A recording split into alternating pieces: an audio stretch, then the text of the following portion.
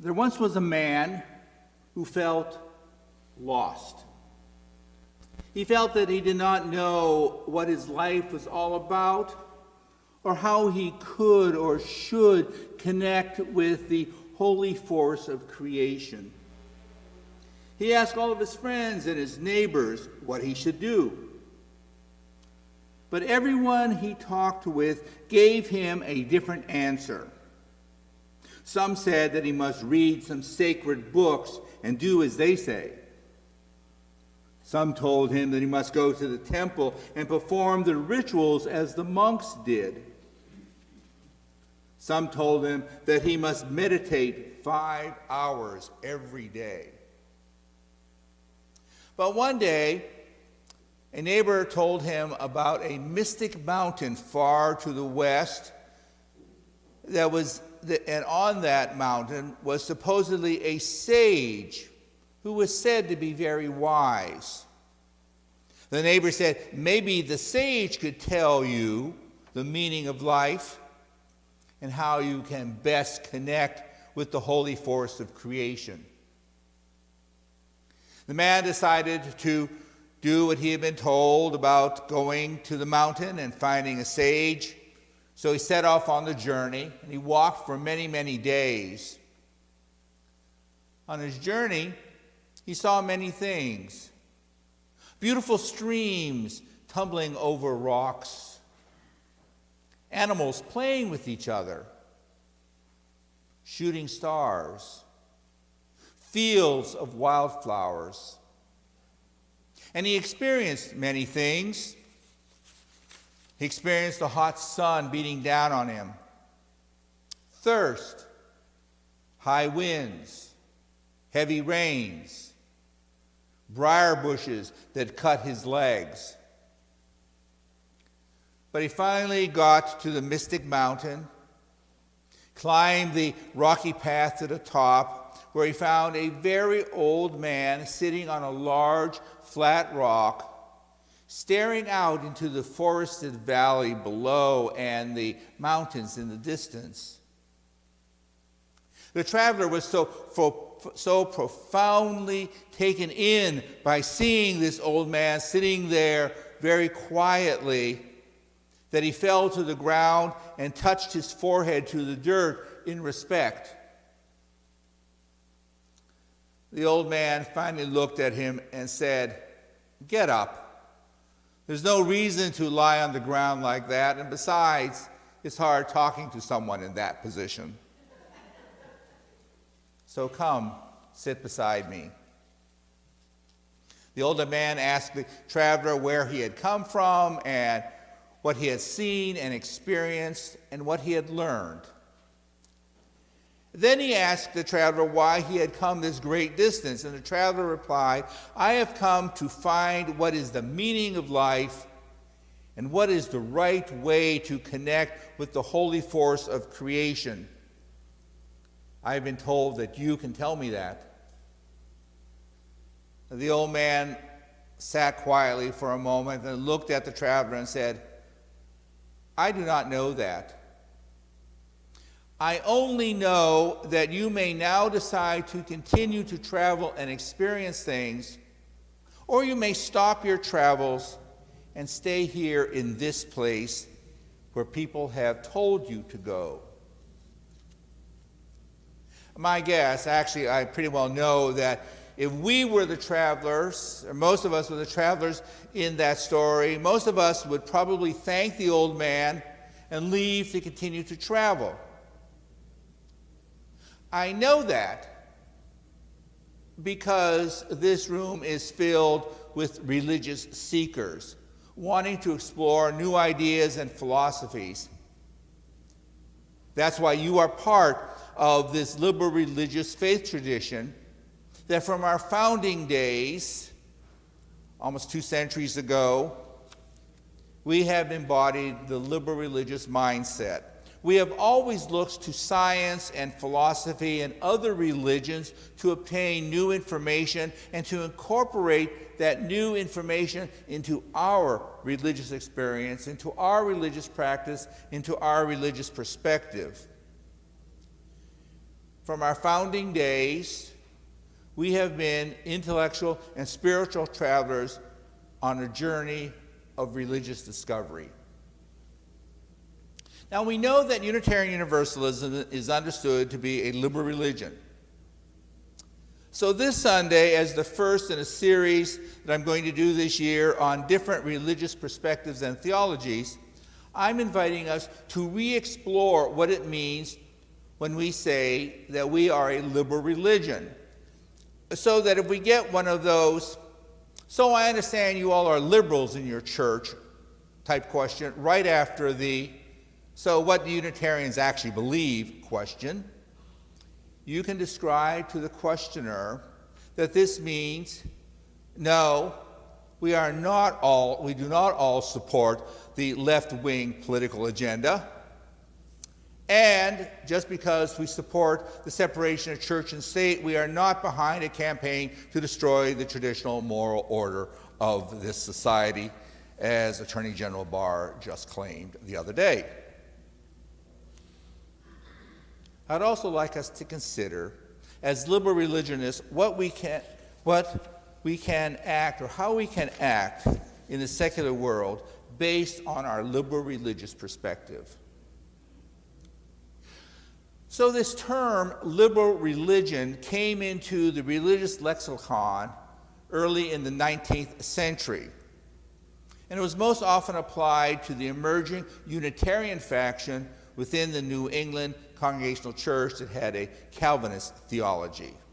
And our own William Ellery Channing was the major and first proponent, an exponent of this philosophy. But really, a more open approach to understanding and a practice of religion goes back 150 years before that to the Enlightenment era, with the emergence of deism and natural religion theology, that held that though there was a supreme being that created the universe, this supreme being was not involved in it. And these theologies held that the evidence of the existence of a supreme being creator comes from reason and observation of the natural world rather than revelation. It was reasoned that everything that exists has a creator, and thus it is logical to assume that the universe has also been made by a creator. As Thomas Paine said, in deism, religion and belief were happily married. By the end of the 19th century, many liberal religious ideas that had been novel and radical and often condemned from American pulpits in the early part of the century became widely accepted among American Protestant churches as a result of the growing acceptance of the idea of evolution, the influence of biblical criticism that had moved from just seminaries into the churches, and the interpretation of Jesus' teachings that had resulted in the development of what is called the social gospel being preached and promoted by mainline Protestant denominations. In the 20th century, the liberal religious perspective has spawned new theological approaches to interpret the world, such as liberation theology, feminist theology, and process theology, all of which I'll discuss later in the year.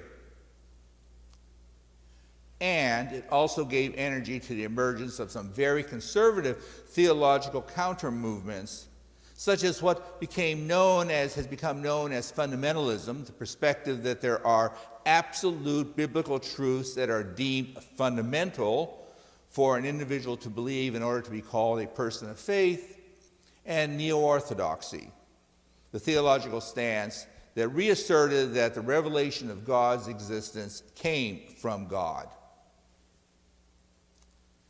There are several characteristics of the modern American liberal religious mindset, regardless of denomination, that Gary Dorian describes in his book, The Making of American Liberal Theology. And among these are a presumption that religion and its formative theology can be genuine without being based upon an external authority. a belief that the message of religion should be transformative, both for the individual and for society, and that religion can and should work to reconstruct society with the goal of a better world. A conviction that religion and its teachings must be credible and relevant and open to modern intellectual inquiry, individual reason, and experience. Acceptance of the idea that religion or spiritual truths stay the same, though symbols and forms may change.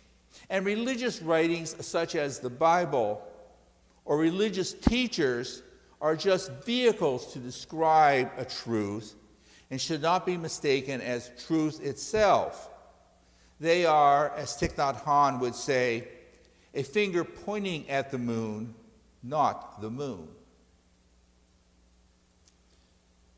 Another characteristic is the belief that humankind is co-creating with God or creative power of the universe, regardless of what name you wish to use for that power, and that humans are not passive recipients or just creatures to be acted upon.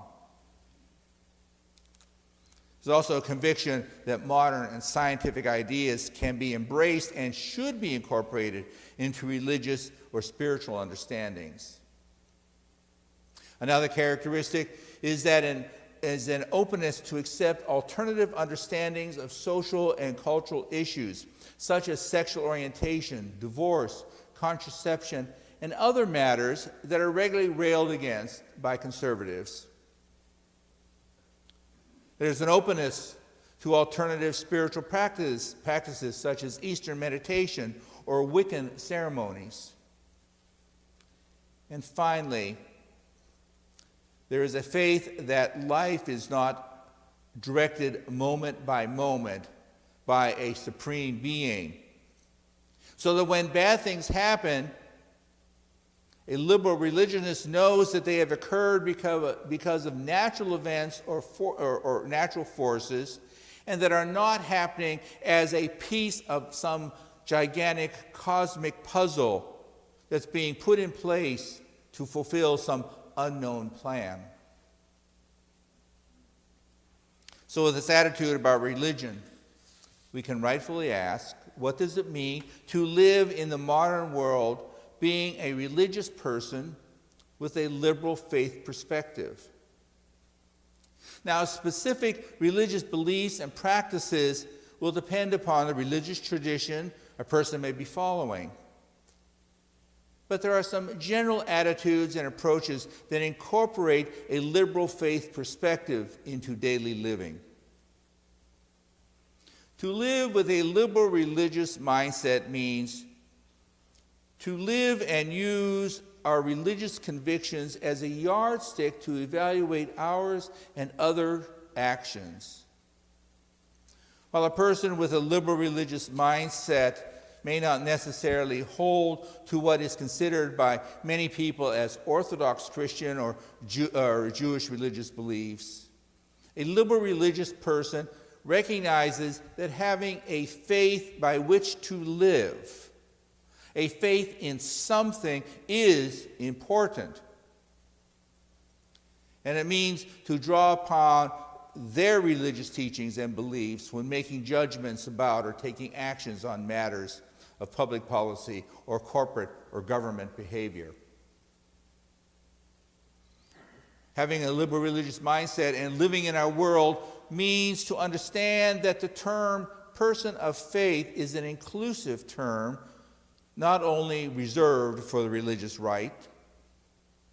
It refers to both liberals and conservatives, to Christians and Jews and Muslims and Hindus and Buddhists and believers and practitioners from other religious traditions, and that those traditions are to be respected, if not agreed with, because the practitioners are people of faith. It means to bring a measure of humility to religious belief.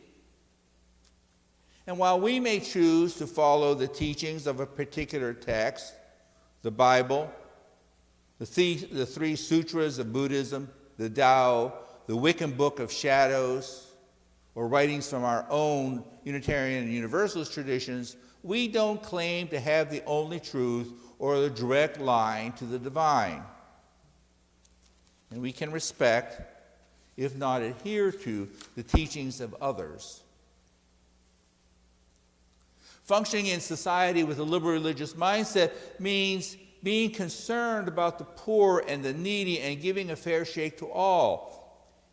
It's being upset when people talk about God and their strong religious belief or practice and yet ignore justice issues.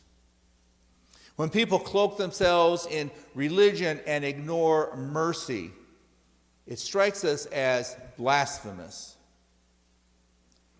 For religious liberals, racism and intolerance is a sin. Living in a modern world with a liberal religious mindset means that we know more. We know that conservative people are likely to see matters differently from us, but we fundamentally will always oppose and absolutely and unequivocally oppose and argue against and act against things such as gay bashing, violence against trans and non-binary people, and any hateful rhetoric that fuels the fires of bigotry. For a liberal religionist, these are intolerable and need to be countered at all times. It means to believe that justice requires not only good intentions of an individual and good actions of an individual, but also good actions by government. And it finally means that we are open to dialogue with individuals who may have a more conservative religious viewpoint. It seems healthy to us that people of faith talk about our different religious perspectives and how we each understand the issues of the day so that we can attempt to lessen misunderstanding and potential violence. Our faith tradition, going back from its very earliest days in the early 19th century, emerged as a leader of a theological perspective that freed religion from closed, tradition-bound ways to be active, be modern in the world. And we proudly continue to affirm and promote the idea that religious beliefs should lead to wider and expansive outlooks about living and life, that they should endeavor to open the doors to understanding and help people recognize that differences can beautify the pattern of life, that religious beliefs should work to open the mind and the heart to discover new understandings of truth,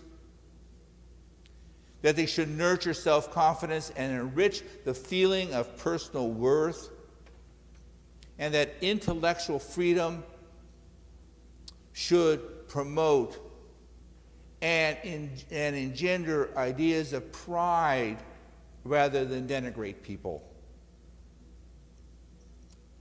And we fundamentally believe, that we incorporate the changes that are happening in the world and the new discoveries to make our religion, to make our religious practices relevant and meaningful to all of us.